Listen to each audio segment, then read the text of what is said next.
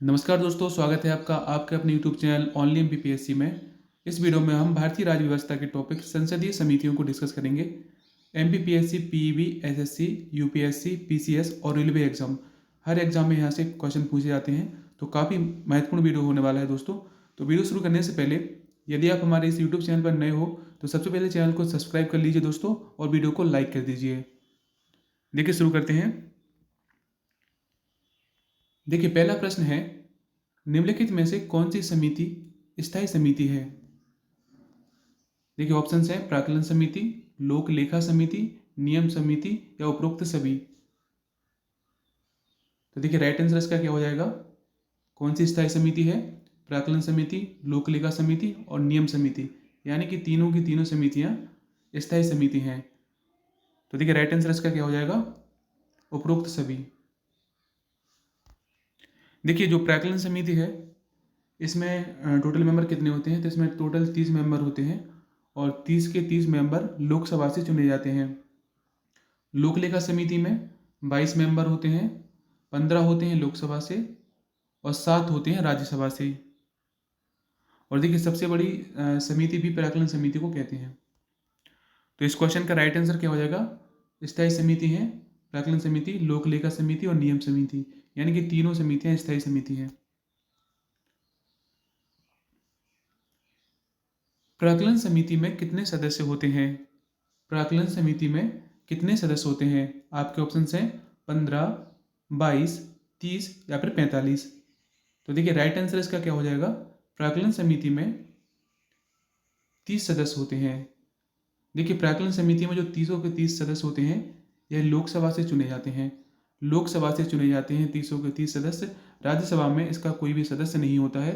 सभी संसदीय समितियों में प्राक्कलन समिति सबसे बड़ी संसदीय समिति होती है। देखिए बात करें प्राक्कलन समिति की, तो प्राक्कलन समिति 1921 में अस्तित्व में आई थी। 1921 में। देखिए और स्वतंत्रता के बाद जॉन मथाई समिति की सिफारिश के आधार पर, स्वतंत्रता के बाद जॉन मथाई समिति की सिफारिश के आधार पर प्राक्कलन समिति को भारतीय संविधान में शामिल किया गया था। तो देखिए इसका राइट आंसर क्या हो जाएगा? प्राक्कलन समिति में कितने सदस्य होते हैं? तो 30 सदस्य होते हैं। और देखिए यह प्रश्न लगातार पूछा जाता है कि 30 के 30 सदस्य कहाँ से होते हैं? तो लोकसभा से होते हैं।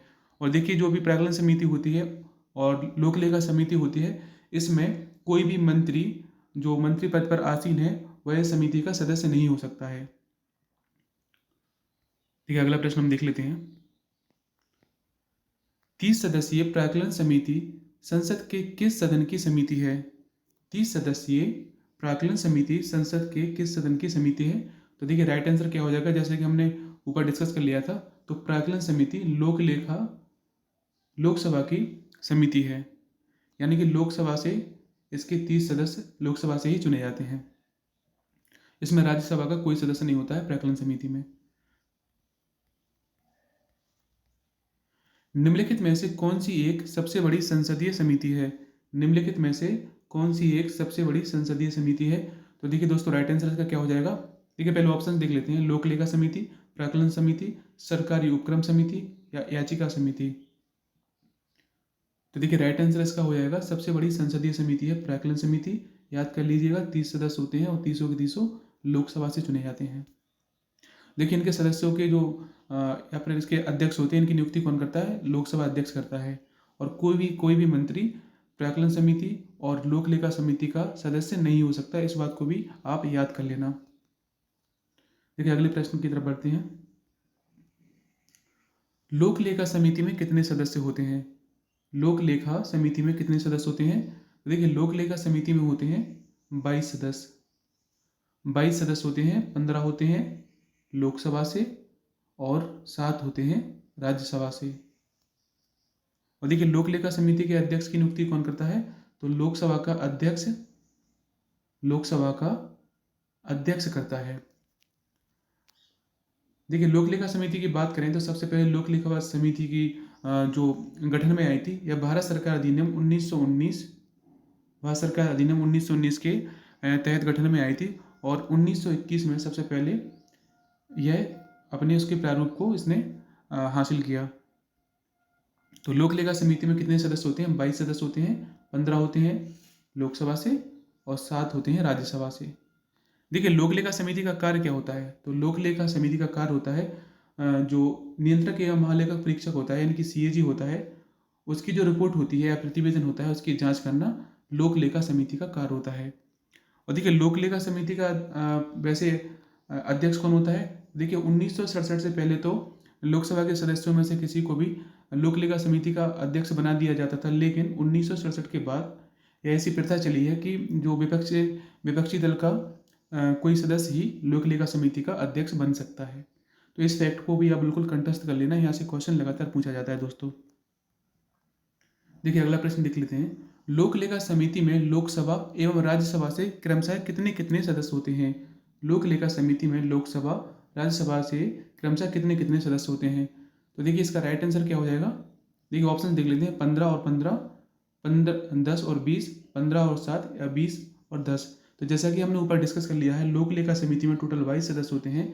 तो देखिए इसमें लोकसभा से होते हैं 15 और राज्यसभा से होते हैं 7। तो तीसरा इसका सही आंसर हो जाएगा। किस संसदीय समिति को प्राक्कलन समिति की जुड़वा बहन, किस संसदीय समिति को प्राक्कलन समिति की जुड़वा बहन भी कहा जाता है। देखिए ऑप्शन है सरकारी उपक्रम समिति, लोक लेखा समिति, याचिका समिति या फिर नियम समिति। तो देखिए राइट आंसर हो जाएगा प्राक्कलन समिति की जुड़वा बहन कहते हैं लोक लेखा समिति को। तो सेकंड इसका राइट आंसर हो जाएगा। देखिए अगला प्रश्न देख लेते हैं।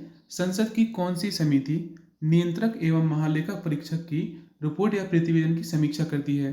देखिए नियंत्रक एवं महालेखा परीक्षक किस आर्टिकल में मिलेगा, तो 148 आर्टिकल में नियंत्रक एवं महालेखा परीक्षक मिलेगा। इस फैक्ट को भी आप याद कर लेना। देखिए तो संसद की कौन सी समिति नियंत्रक एवं महालेखा परीक्षक के रिपोर्ट या प्रतिवेदनों की समीक्षा करती है। ऑप्शन है सार्वजनिक उपक्रम समिति, प्राक्कलन समिति, लोक लेखा समिति या फिर नियम समिति। तो देखिए राइट आंसर इसका क्या हो जाएगा, नियंत्रक एवं महालेखा परीक्षक की रिपोर्ट या प्रतिवेदन की समीक्षा करती है लोक लेखा समिति। तीसरा इसका करेक्ट आंसर हो जाएगा। देखिए अगला प्रश्न देख लेते हैं। लोकसभा अध्यक्ष किस समिति का पदेन अध्यक्ष होता है। तो देखिए ऑप्शन है प्राक्कलन समिति, लोक लेखा समिति, नियम समिति या इनमें से कोई नहीं। तो देखिए राइट आंसर क्या हो जाएगा दोस्तों, लोकसभा अध्यक्ष किस समिति का पदेन अध्यक्ष होता है। तो राइट आंसर इसका हो जाएगा नियम समिति का पदेन अध्यक्ष होता है लोकसभा का अध्यक्ष। तीसरा इसका राइट आंसर हो जाएगा। लोक लेखा समिति अपनी रिपोर्ट किसे प्रस्तुत करती है। ऑप्शन है नियंत्रक एवं महालेखा परीक्षक को, लोकसभा अध्यक्ष को, राज्यसभा के सभापति को या भारत के राष्ट्रपति को। तो देखिए राइट आंसर इसका क्या हो जाएगा, लोक लेखा समिति अपनी रिपोर्ट प्रस्तुत करती है लोकसभा के अध्यक्ष को। देखिए अगला प्रश्न देख लेते हैं। निम्नलिखित में से कौन सा सार्वजनिक व्यय पर संसदीय नियंत्रण का अंग नहीं है। काफी महत्वपूर्ण प्रश्न है दोस्तों। कौन सा सार्वजनिक व्यय पर संसदीय नियंत्रण का अंग नहीं है। ऑप्शन है लोक लेखा समिति, भारत का नियंत्रक एवं महालेखा परीक्षक, प्राक्कलन समिति या सार्वजनिक उपक्रम समिति। तो देखिए राइट आंसर इसका हो जाएगा, राइट आंसर भारत का नियंत्रक एवं महालेखा परीक्षक, आर्टिकल 148।